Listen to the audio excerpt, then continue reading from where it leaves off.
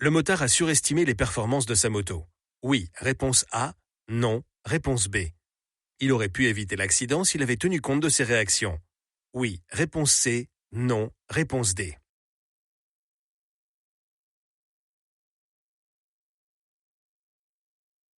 Bien joué. Le comportement du motard. Attention, c'est ça qui fait mal. Ses réactions, c'est par exemple l'effet de surprise qui te fait sauter sur les freins comme une brute. Réponse A et C. Je peux circuler en interfile. Oui, réponse A. Non, réponse B. Tu t'es gouré, mais je te pardonne. Elle est piégeuse cette question. Si la route est fermée à cause de travaux, le code de la route est clair. La circulation interfile est interdite. Mais là, regarde, elle est fermée à cause d'un accident. Du coup, elle n'est pas interdite. Là, tu peux circuler en interfile. Là, tu peux pas. Mais là, oui. Là, non. Là, oui. C'est con, hein?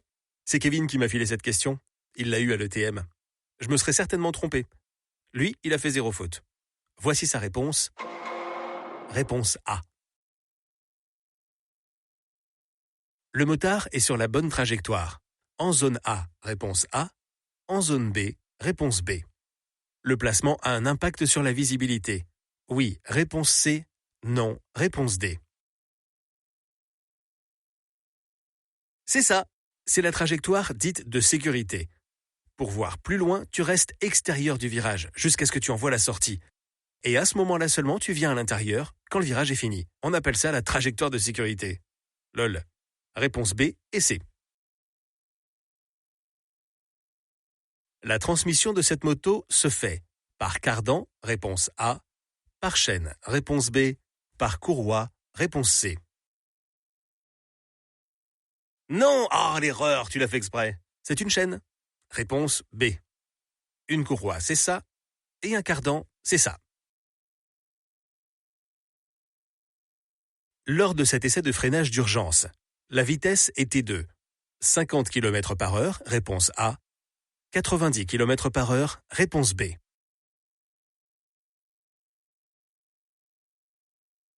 Brillante réponse. Une moto, ça freine moins fort qu'une voiture. D'ailleurs, voilà une comparaison. En bécane, quand tu roules à 50, tu mets 3 mètres de plus qu'une bagnole pour t'arrêter. Et à 90, tu mets 7,50 mètres de plus.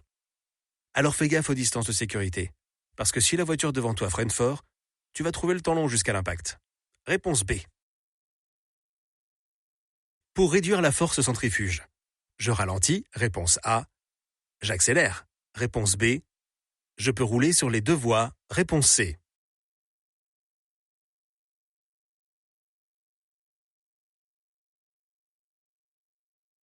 C'est ça. La force centrifuge, c'est la force qui t'entraîne à l'extérieur d'un virage.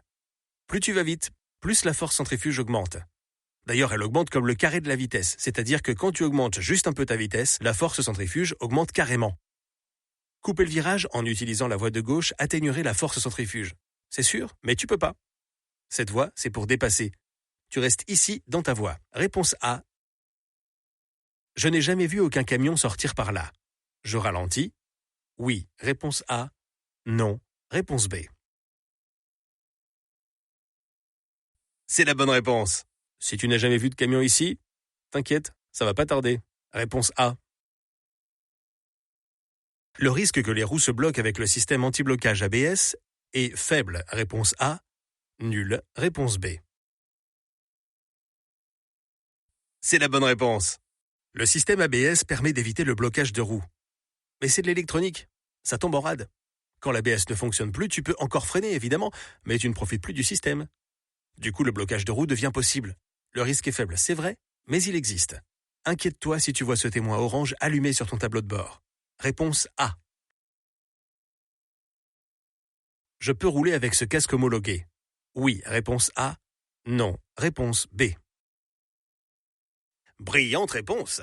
Il a l'étiquette blanche d'homologation. Mais il n'a pas les dispositifs réfléchissants. Tu ne peux pas rouler avec ce casque. Avec celui-là, tu peux. Avec celui-là, tu peux pas. Là, tu peux. Et là, tu peux pas. Réponse B. Avant de prendre la sortie, je laisse passer les cyclistes. Oui, réponse A. Non, réponse B. Gagné! Tu vas couper leur voie pour sortir. Tu les laisses passer. Réponse A. Le dépassement est dangereux. Oui, réponse A. Non, réponse B. Un dépassement dangereux entraîne la perte de 1 point, réponse C. 3 points, réponse D. Excellente réponse! Ça, c'est un dépassement dangereux. Ce n'est absolument pas une circulation interfile. Dépassement dangereux, 3 points. Réponse A et D. La boîte automatique permet le changement de rapport de vitesse au bon régime. Oui, réponse A. Non, réponse B. Parfait. Vu la tournure de la question, je crains que oui soit la bonne réponse. Perso, j'aime bien décider où et quand je change de rapport, mais bon. Réponse A. Le poids d'un casque est dangereux pour un enfant de 5 ans. Oui, réponse A. Non, réponse B. En cas de forte décélération, il peut entraîner de graves lésions cérébrales. Oui, réponse C. Non, réponse D. Eh oui, c'est lourd un casque pour gamin. Réponse A et C. Je ne suis pas équipé de badge télépéage. J'emprunte la voie A, réponse A, B, réponse B, C, réponse C. C'est bien. Le T orange, c'est réservé aux badgers. La flèche verte, aux autres. Réponse B. À 130 km par heure, mon champ visuel est de 75 degrés, réponse A, 45 degrés, réponse B, 30 degrés, réponse C.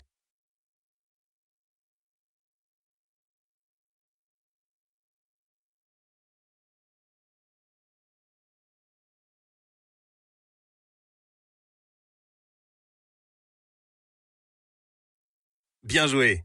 Plus tu roules vite, plus ton champ de vision est réduit. Il est de 180 degrés à l'arrêt et il diminue quand la vitesse augmente. À 30 km/h, il est de 120 degrés. À 60, il est de 80 degrés.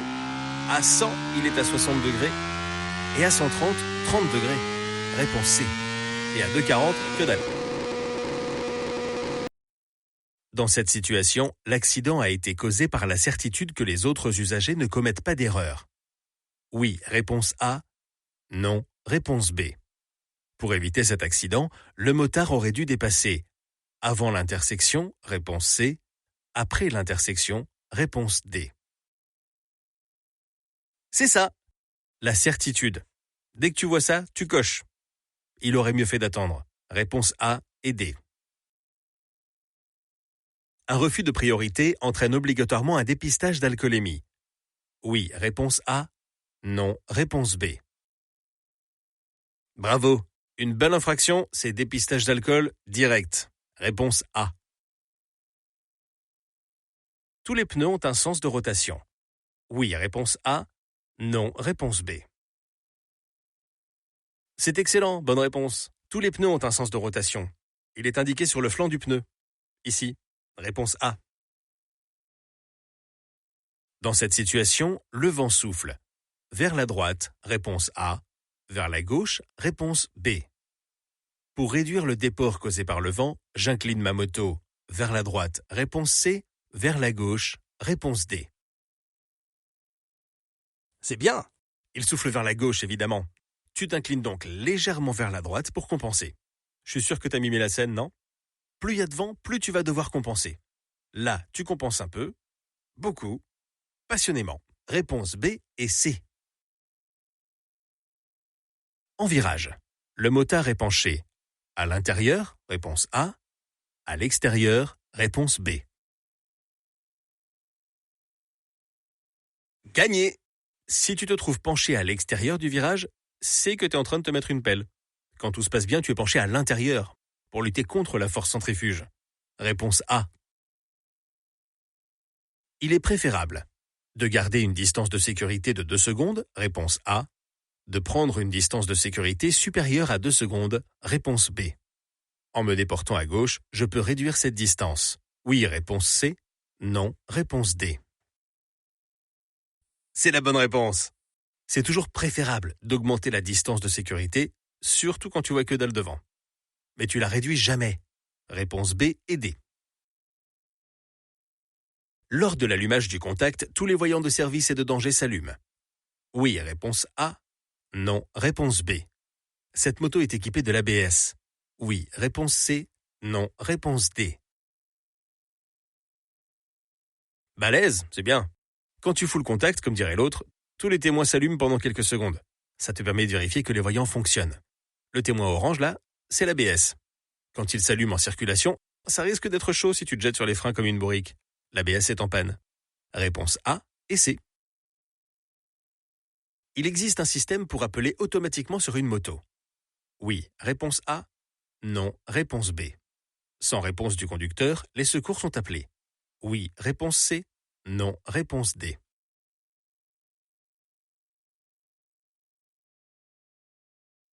C'est bien. C'est le principe du système e-call. Quand le système comprend que tu t'es vautré, il essaye de te joindre. Et si tu réponds pas, il prévient les secours. Réponse A et C. Il est obligatoire de porter des bottes de moto. Oui. Réponse A. Non. Réponse B. Les bottes de moto ont des semelles à forte adhérence. Réponse C. Sont montantes. Réponse D. Très bien. Tu peux rouler avec les chaussures que tu veux.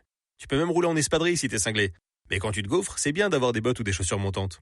Les bottes de moto ont une excellente semelle. C'est vrai, ça évite de t'étaler à l'arrêt. Quant à la question, les bottes sont-elles montantes? Réponse B, C et D. Dans ce carnet, on trouve les dates d'entretien. Oui, réponse A. Non, réponse B.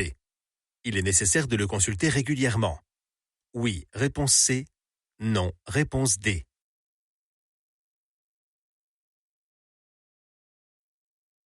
C'est la bonne réponse. Qu'est-ce que tu veux y trouver d'autre? Il sert à ça. À trouver les dates d'entretien faites et celles à faire. Comme ça, tu risques pas de rater une révision. Sauf si tu le consultes jamais. Réponse A et C.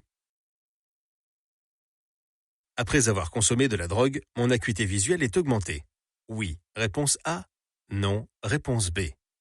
Ma vision périphérique est augmentée. Oui. Réponse C. Non. Réponse D. Ok, c'est ça. La drogue, c'est de la merde. Réponse B et D. Le motard est bien placé pour tourner à gauche. Oui. Réponse A. Non. Réponse B. Il a correctement évalué le gabarit de sa moto par rapport à la ligne médiane. Oui. Réponse C. Non. Réponse D. C'est excellent, bonne réponse. Il est bien placé. Il s'est placé le plus à gauche possible sans déborder sur la voie de gauche. C'est parfait. Réponse A et C. J'anticipe le dépassement du cycliste. Oui. Réponse A. Non. Réponse B.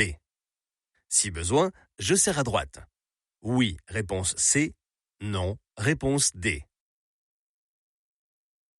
Ça roule, c'est la bonne réponse.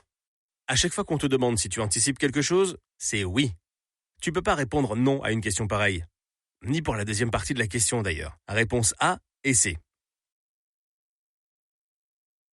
Le téléphone agrandit la zone d'incertitude autour du piéton. Oui, réponse A. Non, réponse B. Je suis à la bonne allure. Oui, réponse C.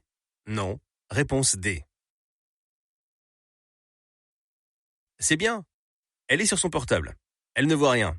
Sa zone d'incertitude, c'est-à-dire la zone où elle risque de faire une connerie, augmente généreusement. C'est bien de passer doucement à côté d'elle. Réponse A et C.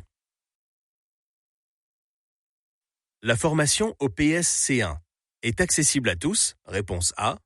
Coûte cher. Réponse B. Dure longtemps. Réponse C. Apprend les gestes importants des premiers secours. Réponse D.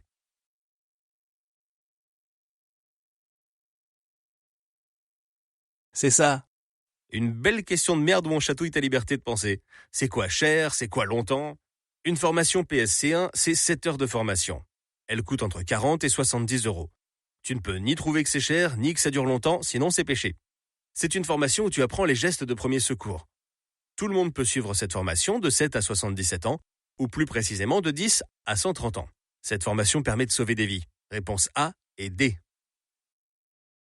L'homologation des gants prend en compte leur maintien, oui, réponse A, non, réponse B, leur résistance à l'abrasion, oui, réponse C, non, réponse D.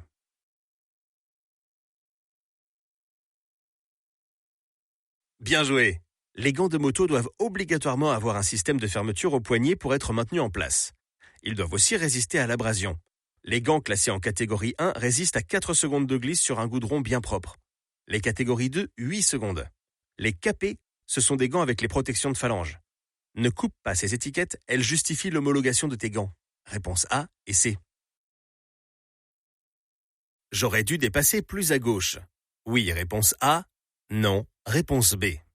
Je n'aurais pas dû dépasser avant l'intersection. Oui, réponse C. Non, réponse D.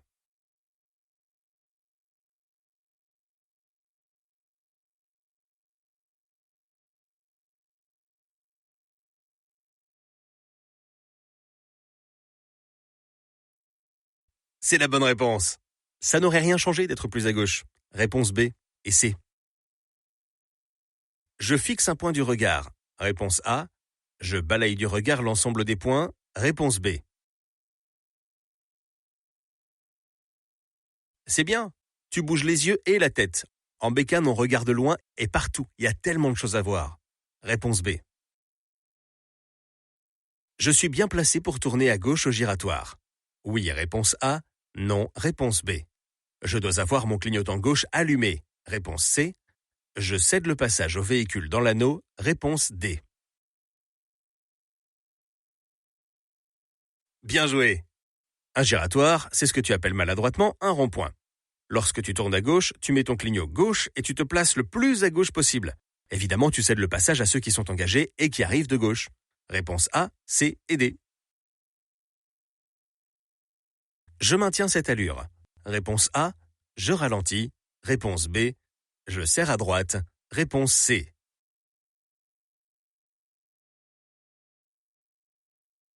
Exact.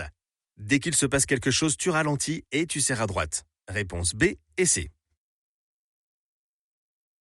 Arrivé sur les lieux d'un accident, la première chose à faire, c'est couper le contact des véhicules impliqués, réponse A, appeler les secours, réponse B, secourir le ou les blessés, réponse C.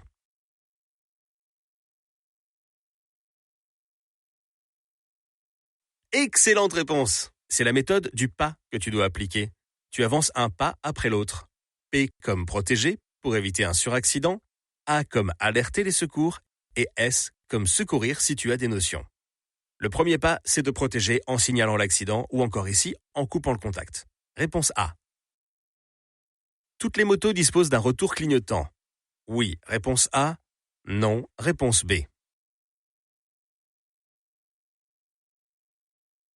Cool, Raoul. Certaines l'ont, mais il y en a très peu. Pour l'immense majorité des bécanes, c'est toi le retour clignot. Tu vas donc en bouffer des kilomètres avec un clignot allumé. Réponse B. Il faut tourner cette bague pour durcir l'amortisseur en cas de chargement sur la moto. Oui, réponse A. Non, réponse B.